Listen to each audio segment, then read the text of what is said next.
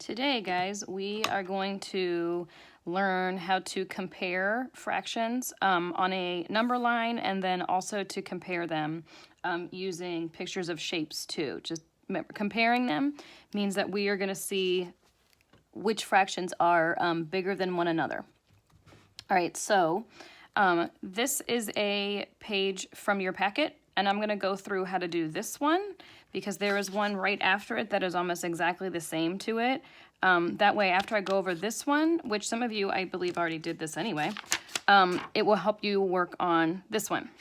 All right, so it says on here, what we're going to do is we're going to place the fractions that it asks for on the line, and then you'll be able to tell which one is greater. See the little thing right here where it says 3/4 and then 3/6. In this little box right here, or not the box, in the circle right here, you are going to do either show me that which one is less than, greater than, or if they're equal to one another, and you'll be able to tell if one is bigger than the other if it is further down the line. The further down the line it is, the bigger it is. Okay, so further down the line, that means it's bigger because it made it, think of it like a mile. If you were running a mile, if you made it to here, you didn't go real far, but if you made it all the way to here, then you went pretty far. So further down means it's bigger. Okay, so first off, I'm gonna go ahead and I'm gonna place 3/4 on this first number line. I know I have to put it on this one because this line is 1, 2, 3, 4 in fourths. Make sure you realize this first line is the 0, so don't count it. So if this is your first one, this would be 1/4, 2/4, 3/4 would be right here. Okay, and then this one right here is where I'm going to put 3/6 because it's in 1, 2, 3, 4, 5, 6 pieces. So this one's in 6, and we're going to find 3/6. So if this is 0, then I'm going to start hopping. 1/6, 2/6, 3/6 would be right here. All right, now I have them both plotted on my line, so now I can figure out which one is bigger. So if I started here at like maybe the starting line and I went to here, I've gone further than this one, which makes 3/4 greater than 3/6. All right, let's go on to number 2. So I'm going to place 1/3 and 4/6 on the right number line. Now they try to trick you up here. 1/3, just because it's the first fraction they have on there, doesn't mean it's going to go on this line, because this line right here, I'm going to stick my 0 on. This line right here is in 1, 2, 3, 4, 5, 6 pieces. This is the one that's in 6. This one down here is the one that's in thirds, 1, 2, 3. So I'm going to place 1/3. Here's 0. 1/3 would be right here. Okay, 4/6. 1, 6, 2, 6, 3, 6. Here's 4/6 right there. Okay, so if I'm starting at the starting line, if I go, this is where 1/3 is, and I have to go further, that makes 4/6 bigger. It took up more. And the other way to think of it is if you shaded in how much of the line something took up, like 1/3 took up this much of the line, 4/6 took up that much of the line. See how it's bigger? That's another way. If you color code it, it's easy to tell on the line which one's bigger because it has a bigger line, it has a bigger piece. Okay, I'm going to show you one more on here, and then I'm going to show you some with shapes that will kind of help you as we keep going through comparing these fractions. All right, place 1/8 and 1/4 on here. So this line is obviously the one that's in eighths because it has more pieces. 1, 2, 3, 4, 5, 6, 7, 8 pieces. Let me mark my zeros. So if I find 1/8, here's 0/8. This would be 1/8. Okay, 1/4. So 1, 2, 3, 4. This line is in fourths. Here's 0/4. Here is 1/4. And again, if I color code it, this is how much of my line an eighth took up. This is how much a fourth took up.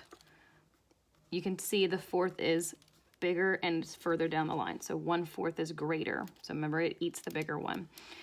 This one you should kind of be familiar with anyway, because we've kind of talked about if you have an eighth and then you have a fourth, remember the eighth if you were splitting something up with somebody, if you ate something that was shared with 8 people, and then you went ahead and then you ate something else that was shared with 4 people, which way would you get a bigger piece? Well, we've talked about this.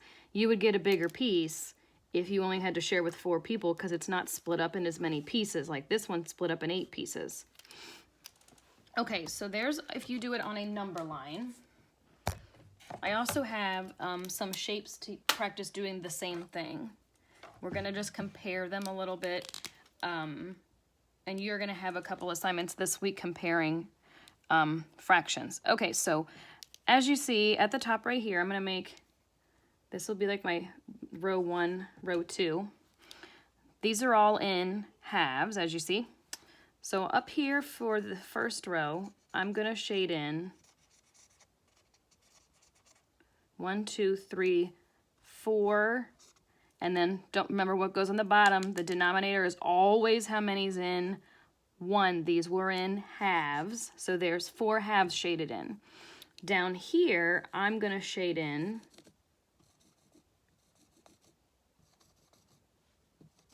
this many.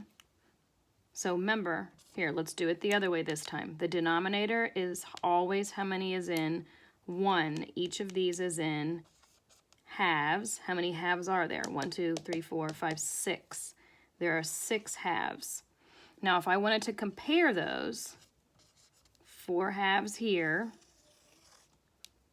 6 halves down here, which way would you have more? Think of it like something you really, really want. If this was a pan of brownies, would you want this much or would you want this much? Hopefully you would tell me that you would want 6 of the halves, which makes sense. If they're in halves, if your denominator is the same, look at your numerator on top. If these are both in halves, this way you have more of the halves. You have 6 of them instead of 4. Okay, let's try this one down here. Let's make this row 3 and this one's going to be row 4.